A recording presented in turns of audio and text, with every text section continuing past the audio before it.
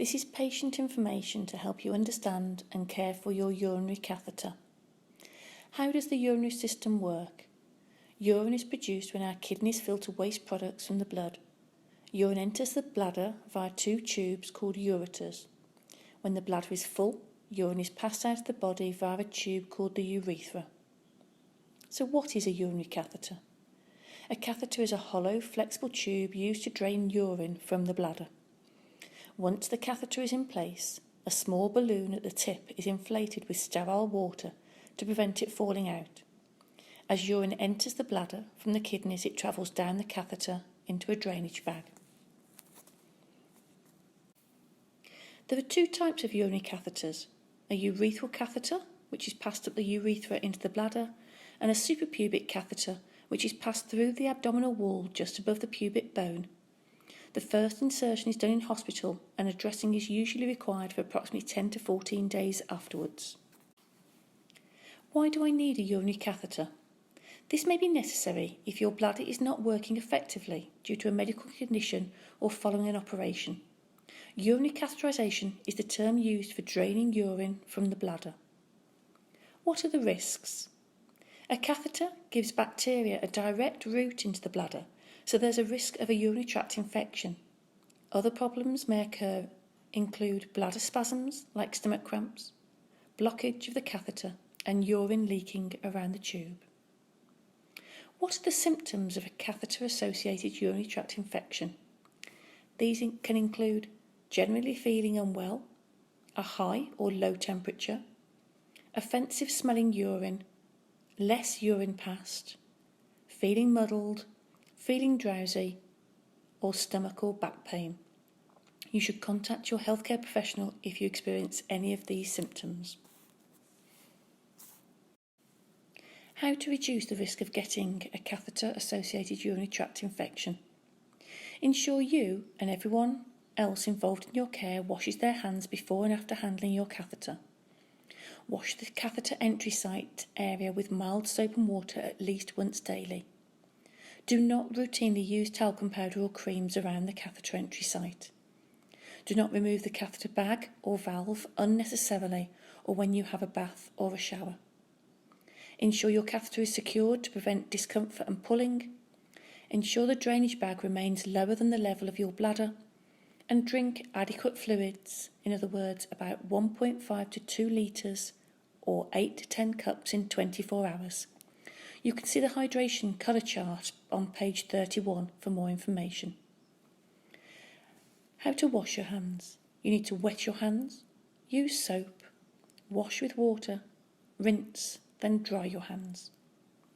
The above advice also applies to suprapubic catheters once the site is healed. The area around the insertion site should be washed daily with soap and water, dried thoroughly, and creams and talcum powder should be avoided. Diet and fluid intake. Drinking plenty of fluids will dilute your urine and help flush out debris from your bladder. See the chart below to check if you're drinking enough. Remember, some medications and foods can discolour urine. Your health professional can give you more advice about this.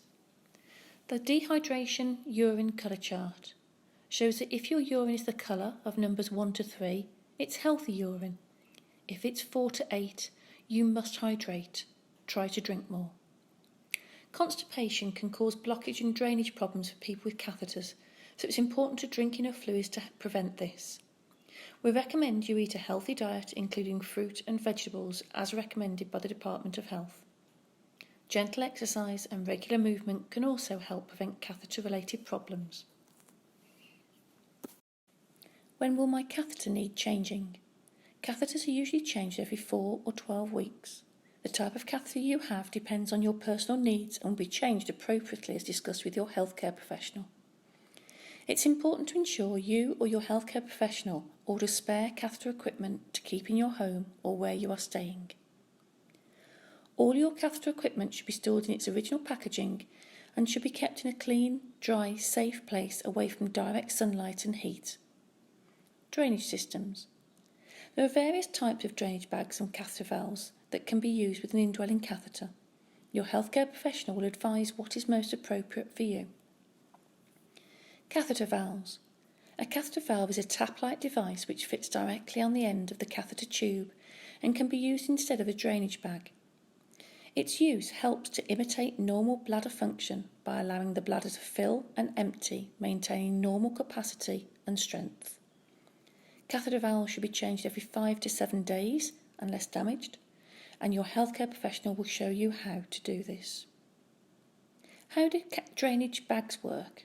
There are 2 types of urine drainage bags: a leg bag for use during the day and a night bag or bed bag, which can be used at night or all the time if you are bedbound.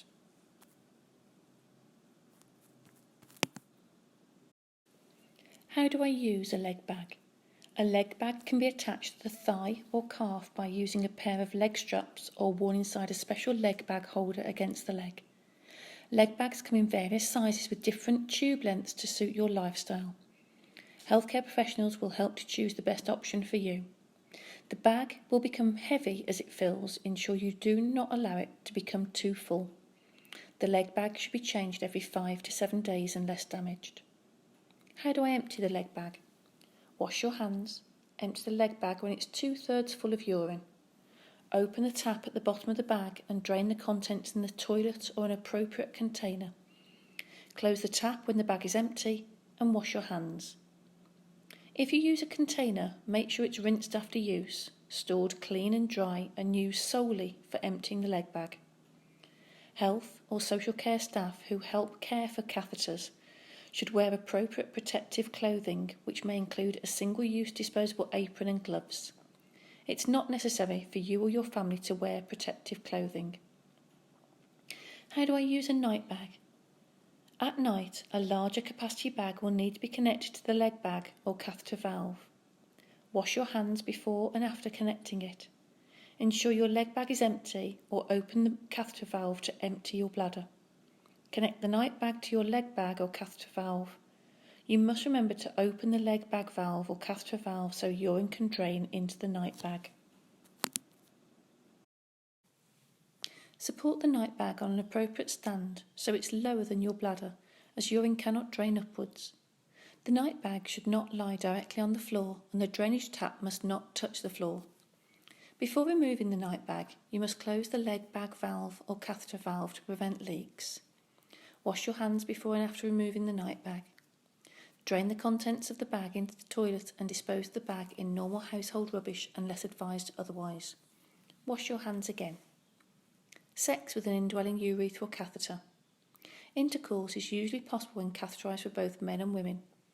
Women can secure the catheter onto the abdomen using tape, whilst men can bend the catheter back along the penis and hold it in place with either surgical tape or a condom. The drainage bag should always be empty before engaging in sexual activity, and both partners should wash their genital areas thoroughly. Water-based lubrication such as KY jelly may be helpful, but not Vaseline. A suprapubic catheter can make sexual intercourse more acceptable. Going on holiday. Ensure you pack sufficient supplies of equipment to last the duration of your holiday. It's advisable to carry some in your hand luggage in case your luggage is lost or you need access to it immediately. Common catheter-related problems and troubleshooting. When you have an indwelling catheter, you may experience bladder spasm, abdominal cramp, or get the feeling you need to pass urine. This is nothing to worry about and usually stops.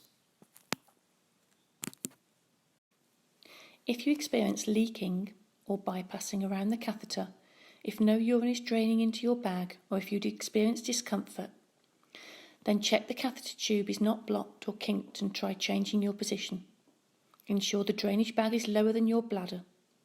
Ensure the bag does not need emptying and that it is connected correctly.